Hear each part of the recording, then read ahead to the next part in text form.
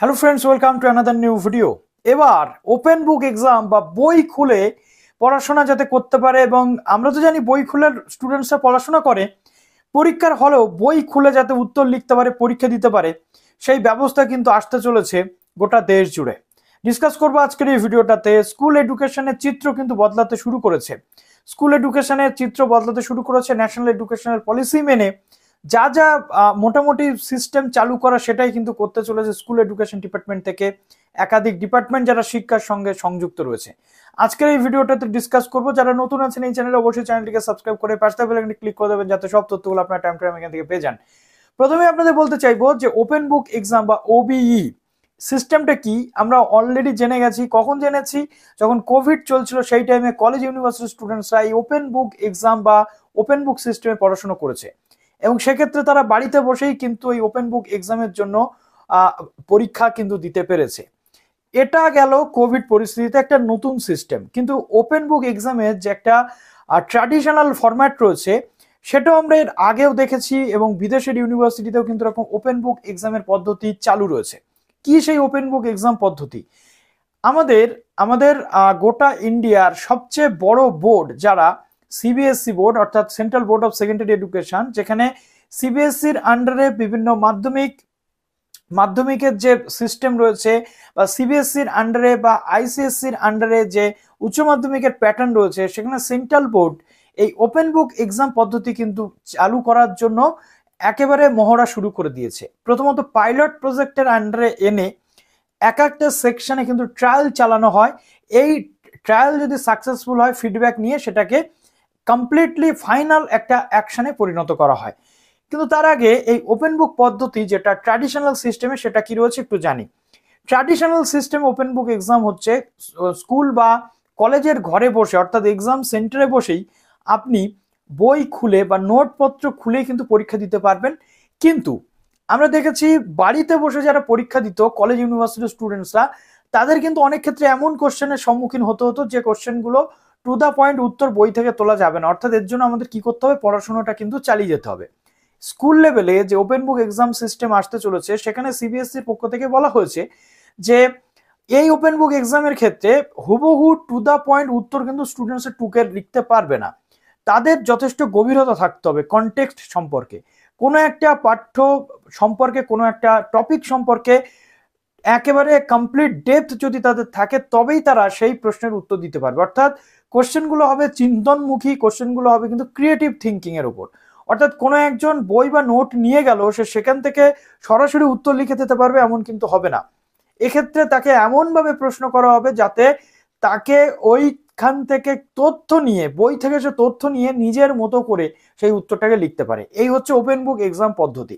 প্রথমত open book exam পদ্ধতি বেশ কয়েকটা ক্লাসে, প্রথমে তো সব জায়গাতে হবে না, প্রথমে পাইলট প্রজেক্টের মাধ্যমে এটাকে ক্লাসিফাই করা হবে, ক্যাটেগরি ওয়াইজ ভাগ করে, তার পরবর্তীতে ফিডব্যাক নিয়ে যদি সবকিছু পজিটিভ থাকে তাহলে চালু করা হবে। যেমনটা বলা হচ্ছে সিবিএসসির যে সূত্র রয়েছে সেখান থেকে খবর আসছে, যেটা ওপেন বুক এক্সামিনেশন নবম দশমের জন্য ইংরেজি, অঙ্ক এবং বিজ্ঞান বিষয়কে পাইলট প্রজেক্টের অন্তর্ভুক্ত করা হচ্ছে, এবং স্কুল স্তরে এটা চালু হচ্ছে। একাদশ কিছু স্কুলে চালু হচ্ছে। একাদশ দ্বাদশ শ্রেণীর জন্য ইংরেজি, অঙ্ক এবং বায়োলজির পরীক্ষা এইভাবে নেওয়ার প্রস্তাব হয়েছে। এরপর পরীক্ষামূলকভাবে এই ব্যবস্থা কার্যকর করে ছাত্র, শিক্ষক, অভিভাবক, বিশেষজ্ঞদের ফিডব্যাক নিয়ে তা সামগ্রিকভাবে কার্যকর করা যায় কিনা তা দেখবে বোর্ড। এ ব্যাপারে বোর্ড দিল্লি বিশ্ববিদ্যালয়ের বিশেষজ্ঞদের কিন্তু টাই আপ করে তাদের সাথে মতামত কিন্তু নিচ্ছে। প্রসঙ্গত উল্লেখ্য, 2014 থেকে 17 সালের মধ্যে সিবিএসসি একবার ওপেন বুক এক্সামের যে সিস্টেম সেটা কিন্তু চালু করেছিল, বাট প্রচুর নেগেটিভ ফিডব্যাক আসায় তারা সেখান থেকে সরতে বাধ্য হয়, এবং পুনরায় তারা সেই জিনিসটা চালু করতে আবার কিন্তু শুরু করে দিচ্ছে। অর্থাৎ এবার তারা আবার একবার এটাকে পরীক্ষামূলকভাবে প্রথমে নিয়ে আসবে, তার পরবর্তীতে যদি সব ঠিকঠাক চলে তাহলে একটা অসাধারণ জায়গাতে কিন্তু জিনিসটা যেতে পারে। এই ওপেন বুক এক্সামের কতগুলো দুর্দান্ত জিনিস রয়েছে। প্রথমত ওপেন বুক এক্সামের কারণ কি? বিশেষজ্ঞদের মতামত রয়েছে স্টুডেন্টসরা বেশিরভাগ ক্ষেত্রে মুখস্থ বিদ্যা নির্ভর হয়ে পড়ছে। স্টুডেন্টসদের যাতে পাঠ্য সম্পর্কে সঠিক ধারণা দেওয়া যায়, তারা যাতে আত্মস্থ করতে পারে বিষয়টা, তারা যাতে বিষয়টা বুঝতে পারে, এবং তার এই যে পড়াশোনা, এখান থেকে তাদের যাতে কর্মমুখী কিছু শিক্ষা দেওয়া যায়, এবং এর জন্য তারা যাতে এক্সপেরিমেন্টাল জিনিসপত্রের মধ্যে দিয়ে যায়, সেটাই হচ্ছে ওপেন বুক এক্সামের টার্গেট। অর্থাৎ মুখস্থ বিদ্যা কিন্তু যাতে না স্টুডেন্টসরা ক্যারি করে। এক্ষেত্রে অনেক স্টাডি মেটেরিয়াল, অনেক বুকস রয়েছে, গাইড বই রয়েছে, প্রচুর প্রচুর বইয়ের সাপোর্ট নিতে হয় স্টুডেন্টসদের, সাজেশন বইয়ের সাপোর্ট নিতে হয়। অনেক ক্ষেত্রে কমন আসে না সাজেশন, সেক্ষেত্রে হাপিত্তেশ করে স্টুডেন্টসদের কিন্তু পরীক্ষা খারাপ হয়। সেই জায়গাগুলো যাতে না করা হয়, প্রচুর অভিযোগ রয়েছে, সেই অভিযোগগুলোকে যাতে ওভারকাম করা যায়, সেই জন্য ওপেন বুক এক্সামের নতুন প্যাটার্ন নিয়ে আসছে। এক্ষেত্রে শিক্ষা মহলের একাধিক বক্তব্য রয়েছে, আমরা সেটা বলবো। শহরের সিবিএসই স্কুল অভিনব ভারতীর প্রিন্সিপাল শ্রাবণী সামন্ত বলছেন, এখনকার পরীক্ষা ব্যবস্থায় পড়ুয়ারা মুখস্থ বিদ্যা, গাইড বইয়ের উপরই সবচেয়ে বেশি নির্ভর করে। পড়ুয়াদের সেই নির্ভরশীলতা কাটাতে এবং তাদের বিষয়ের উপর ধ্যান ধারণা কতখানি তৈরি হয়েছে তা মূল্যায়ন এই ব্যবস্থা কার্যকরী করতে পারে। আরও একটি সিবিএসই স্কুল ভারতীয় বিদ্যা ভবনের প্রিন্সিপাল অরুণ দাশগুপ্ত বলছেন, কিভাবে এই পদ্ধতি কার্যকর করা হবে, পদ্ধতি কি হবে সেটা দেখে তবেই মন্তব্য করা সম্ভব। অর্থাৎ বিষয় সম্পর্কে ছাত্রছাত্রীদের ওয়াকিবহাল করা, যাতে ছাত্রছাত্রীরা সেই বিষয়টা ভালোভাবে পড়ে এবং গাইড বই বা সাজেশনের উপর নির্ভরশীলতা যাতে কাটানো যায়, সেটাই কিন্তু ওপেন বুক এক্সামের মেন মোটো।